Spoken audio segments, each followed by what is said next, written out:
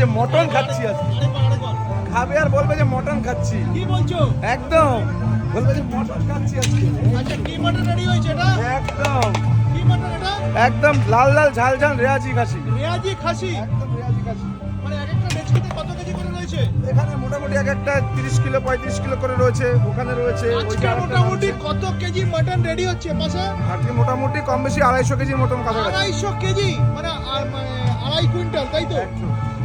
আর ওই যে দেখতে পাচ্ছি আরেকটা ডেচকিতে, ওটা কি রেডি হচ্ছে? ওটা মটন রেডি হচ্ছে। ওটাও মাটন।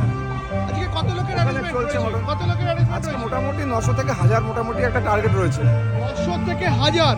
বাপ রে বাপ, রীতি মতন কিন্তু দেখে অবাক। এপাশে মাটনগুলো একটু দেখাও তো দেখি। দেখাও।